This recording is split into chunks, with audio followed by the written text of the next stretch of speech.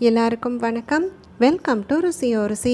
இன்றைக்கி நம்ம ருசியோ ருசி சேனலில் பார்க்க போகிறது வைகாசி மாதத்தினுடைய வளர்பிறை சஷ்டி தினமான நாளைய தினம் நம்ம வீடுகளில் எந்த மாதிரியான வழிபாட்டு முறையை கடைபிடிக்கணும், கேட்டதற்கும் மேலான பலன்கள் கிடைக்கணும் அப்படின்னு சொல்லும் பொழுது வீடுகளில் வேல் வைத்திருக்கக்கூடியவங்க எந்த மாதிரியான வழிபாட்டு முறையை கடைபிடிக்கணும், ஒருவேளை வேல் இல்லை அப்படின்னு சொல்லும் பொழுது கோவில் சென்று வழிபாடு செய்யக்கூடிய சமயத்தில் முருகப்பெருமானுக்காக எந்த ஒரு குறிப்பிட்ட விஷயத்தை செய்தாலே கேட்டதற்கும் மேலான பலன் கிடைக்கும் அப்படிங்கிறதுக்கு உண்டான அனைத்து விதமான தகவல்களையும் தான் நம்ம இன்னைக்கு இந்த பதிவின் மூலமா தெரிஞ்சுக்க போகிறோம். வீடியோவை எங்கேயுமே ஸ்கிப் பண்ணாமல் பாருங்கள். அப்போ தான் எந்த ஒரு சின்ன தகவலையுமே நீங்கள் மிஸ் பண்ணாமல் தெரிஞ்சுக்க முடியும். இப்போ நம்ம ஸ்டார்ட் பண்ணிடலாம். முருகப்பெருமானுடைய அருளை பெறுவதற்குண்டான வழிகள் பலவிதமாக இருந்தாலுமே சஷ்டி தினங்களில் நம்ம மேற்கொள்ளக்கூடிய வழிபாடானது நமக்கு நிச்சயமான பலன்களை பெற்றுத்தருவதாக நம்பப்படுது. முருகப்பெருமானை மனதார வேண்டி செய்யக்கூடிய எந்த ஒரு செயலுமே கண்டிப்பாக வெற்றியில் தான் முடியும். பொதுவாகவே ஞாயிற்றுக்கிழமை நாள் அப்படின்னு சொல்லி எடுத்துக்கிட்டாலே அதில் வரக்கூடிய சூரிய ஹோரையில் சூரிய பகவானை வணங்கி வழிபாடு மேற்கொள்ளும் பொழுது தீராத நோய்கள் அனைத்துமே தீரும். அரசு சம்பந்தப்பட்ட வேலைகள் ஏதாவது நமக்கு அமையணும் அப்படின்னு சொல்லும் பொழுது அந்த வேலை அமைவதற்குண்டான அருள் கிடைக்கப்பெறும். நிரந்தரமான வேலை அமையணும், இல்லை வேலை தொடர்பான ஏதாவது ஒரு சில சிக்கல்களுக்கு தீர்வு காணணும் அப்படின்னு சொல்லும் பொழுது கண்டிப்பாக இந்த ஞாயிற்றுக்கிழமை நாளில் வரக்கூடிய சூரிய ஹோரை நேரத்தில் சூரிய பகவானை வணங்கி வழிபாடு மேற்கொண்டாலே கண்டிப்பாக சூரிய பகவானுடைய அருளால் நமக்கு கேட்டது அனைத்துமே கிடைக்கும் அப்படின்னு சொல்லி நம்பப்படுது. அப்படி அந்த ஞாயிற்றுக்கிழமை நாளோடு சஷ்டி திதி இணைது அப்படின்னு சொல்லும் பொழுது பொதுவாகவே முருகப்பெருமானுக்குரிய வழிபாடு அப்படின்னு சொல்லி பார்த்தா குழந்தை பாக்கியம் வேண்டுவோர் இல்லை வேலை தொடர்பான பிரச்சனைகளுக்கு தீர்வு காணணும் அப்படின்னு சொல்லும் பொழுது கண்டிப்பாக முருகனை சரணடைந்தாலே கேட்டதனைத்தையுமே அருள்வார் முருகப்பெருமான் அப்படின்னு சொல்லி நம்பப்படுது. அப்படி முருகப்பெருமானுக்கு உகந்த திதியான சஷ்டியானது வைகாசி மாதத்தினுடைய வளர்பிறை சஷ்டியானது ஞாயிற்றுக்கிழமையோடு சேர்ந்து வருது அப்படிங்கிறதால கண்டிப்பாக நம்ம முன்வைக்கக்கூடிய எந்த ஒரு கோரிக்கையாக இருந்தாலுமே வேலை சம்மந்தப்பட்ட கோரிக்கைகளாக இருந்தாலும் சரி, இல்லை தோஷங்கள் திருஷ்டிகள் விலகணும் அப்படின்னு சொல்லி மேற்கொள்ளக்கூடிய முயற்சியாக இருந்தாலும் சரி, அது அனைத்துமே பலித்தமாவதற்குண்டான அருள் கிடைக்கப்பெறும். பொதுவாகவே சஷ்டி திதி அப்படின்னு சொல்லும் பொழுதே பெரும்பாலானோர் விரதமிருந்து வழிபாடு மேற்கொள்வது அப்படிங்கிறது வழக்கமாக இருக்கும். விரதம் கடைபிடிக்கக்கூடியவங்க நாளைய தினம் காலை நேரத்தில் கண் விழித்ததுமே முருகப்பெருமானுடைய நாமத்தை சொல்லி முருகப்பெருமான் வீற்றிருக்கக்கூடிய ஆலயங்களுக்கு சென்று நீங்கள் விரதத்தை தொடங்குவது அப்படிங்கிறத செய்துக்கலாம். ஒன்று நீங்கள் வீட்டில் இருந்தபடி வழிபாடு மேற்கொள்கிறீங்க அப்படின்னு சொல்லும் பொழுது நீங்கள் குளிச்சு முடிச்சுட்டு வீட்டு பூஜை அறையில் விளக்கேற்றும் பொழுது 6 அகல் தீபங்களை கொண்டு தீபமேற்றி முருகப்பெருமானுடைய நாமத்தை சொல்லி விரதத்தை தொடங்குவது அப்படிங்கிறத செய்துக்கோங்க. அந்த சூரிய ஹோரை நேரம், அதாவது காலையில் 6 to 7 அப்படிங்கிறது தான் சூரிய ஹோரை நேரம். அப்படி அந்த நேரத்தில் சூரிய பகவானை வழிபடுவது அப்படிங்கிறதும் ரொம்ப ரொம்ப சிறப்பு. திருஷ்டிகள் தோஷங்கள் விலகணும், சம்பள உயர்வு வேணும், இல்லை வேலை நிமித்தமான பிரச்சனைகளுக்கு தீர்வு காணணும், அரசு சம்மந்தப்பட்ட வேலை வேணும் அப்படின்னு சொல்லும் பொழுது கண்டிப்பாக முருகப்பெருமானுக்கு உகந்த சஷ்டி திதி நாளில் வரக்கூடிய சூரிய ஹோரை நேரத்தில் சூரிய பகவானை தரிசித்தாலே கண்டிப்பாக நம்ம கேட்டதற்கும் மேலான பலன்கள் கிடைக்கப்பெறும். அதே போல் நிறைய பேருடைய வீடுகளில் பார்த்திங்கன்னா வேல் வைத்திருப்பது அப்படிங்கிறத செய்வோம். அப்படி அந்த வேல் உங்கள் வீடுகளில் இருக்குது அப்படின்னு சொல்லும் பொழுது இப்போ நான் சொல்லக்கூடிய வழிமுறையை கடைப்பிடிங்க. ஒருவேளை வேல் இல்லை, நீங்கள் வீடுகளில் வைத்து வழிபாடு செய்ததில்லை அப்படின்னு சொல்லும் பொழுது நாளை தினம் முருகப்பெருமான் வீற்றிருக்கக்கூடிய ஆலயங்களுக்கு செல்லும் பொழுது இப்போ நான் சொல்லக்கூடிய பொருட்களை வாங்கி கொண்டு செல்வது அப்படிங்கிறத செய்யணும். குறிப்பிட்ட அபிஷேகம் நடைபெறும் பொழுது வேலிற்கு சாற்றணும் அப்படிங்கிறத சொல்லி நீங்கள் கொடுப்பது அப்படிங்கிறத மட்டும் உறுதிப்படுத்திக்கோங்க. இப்போ வீட்டு பூஜை அறையில் வேல் வைத்திருக்கக்கூடியவங்க முதல்ல செய்ய வேண்டியது காலை நேரத்தில் குளிச்சு முடிச்சு விரதம் தொடங்கினாலும் சரி, இல்லை விரதம் அனுஷ்டிக்காமல் வழிபாடு மேற்கொண்டாலும் சரி, கண்டிப்பாக வேலிற்கு அபிஷேகம் மேற்கொள்வது அப்படிங்கிறத செய்யணும். முதல்ல தண்ணீரால் அபிஷேகம் செஞ்சுட்டு எலுமிச்சை சாறு இருக்குது பார்த்தீங்களா, அதை பயன்படுத்தி அபிஷேகம் மேற்கொள்வது அப்படிங்கிறத செய்யணும். எலுமிச்சை சாறு பயன்படுத்தி யாரெல்லாம் கண்டிப்பாக அபிஷேகம் மேற்கொள்ளணும் அப்படின்னு பார்த்தீங்கன்னா வீட்டில் தீய சக்தியினுடைய தாக்கம் வேரூன்றி இருக்குது, அது அனைத்துமே தீரணும் அப்படின்னு சொல்லும் பொழுதும், திருஷ்டிகள் தோஷங்கள் அனைத்துமே விலகணும் அப்படின்னு சொல்லும் பொழுதும் கண்டிப்பாக இந்த எலுமிச்சை சாறு அபிஷேகம் கட்டாயம் கை கொடுக்கும். அதனால் முதல்ல அதை செய்திருங்க. அதுக்கு அடுத்தபடியாக சாதாரணமான தண்ணியை விட்டுட்டு சந்தனம் குங்குமத்தால் பொட்டு வச்சுட்டு வேலுக்கு நெய்வேத்தியமாக தேன், கல்கண்டு, பேரிச்சம்பழம், உலர்திராட்சை இவை அனைத்தையுமே ஒன்றாக வைத்து ஒரு பூவையும் சமர்ப்பித்து கற்பூர தீபாராதனை காட்டுவது அப்படிங்கிறது செய்யணும்.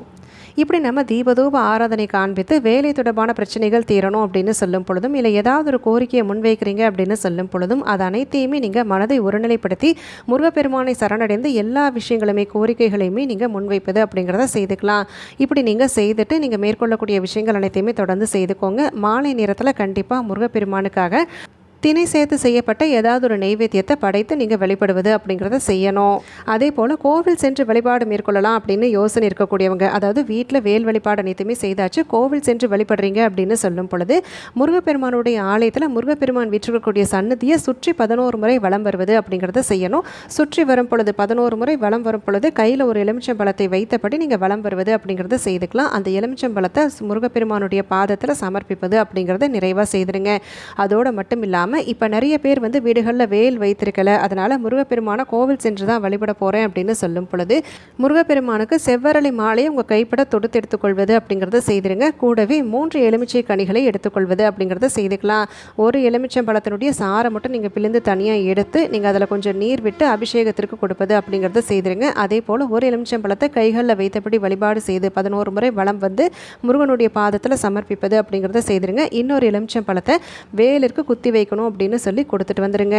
முருகப்பெருமான் வீட்டிற்கக்கூடிய ஆலயத்திற்கு சென்று வழிபாடு செய்யும் பொழுது அங்கே வரக்கூடிய பக்தர்களுக்கு ஏதாவது ஒரு இனிப்பு வகையை வந்து பிரசாதமாக வழங்குவது அப்படிங்கிறதையும் கண்டிப்பாக செய்யணும்.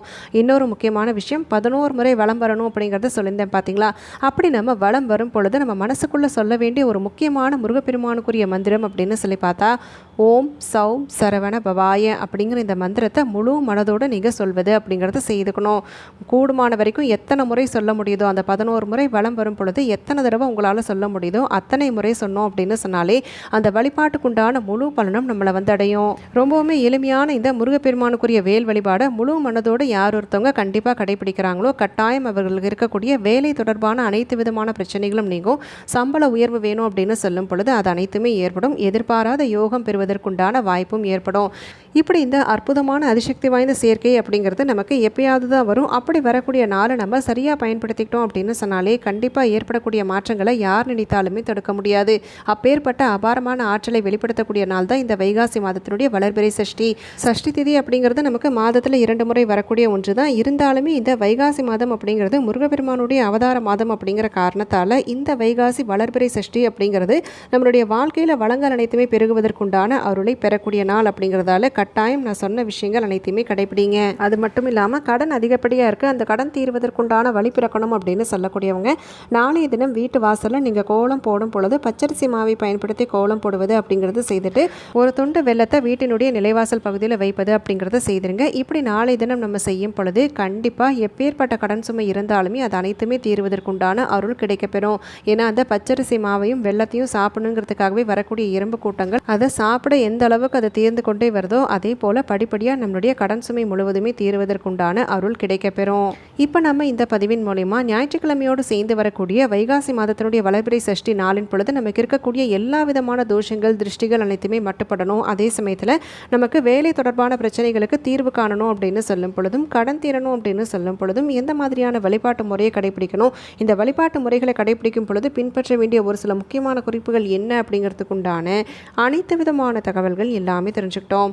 இப்படி இந்த பதிவில் சொன்ன விஷயங்கள் அனைத்தையுமே முறையாக கடைபிடித்து எல்லா விதமான வளங்களையும் நலங்களையும் பெற்று நல்ல ஒரு சிறப்பான சந்தோஷமான செல்வ வளமான வாழ்க்கையை வாழணும் அப்படின்னு சொல்லி நானும் உங்களுக்காக மனதார வேண்டிக்கிறேன். இந்த பதிவை நான் இதோடு இங்கே நிறைவு செய்கிறேங்க. நாளைக்கு மறுபடியும் ஒரு பயனுள்ள பதிவோடு உங்களை நான் சந்திக்கிறேன். அது வரைக்கும் நன்றி, வணக்கம்.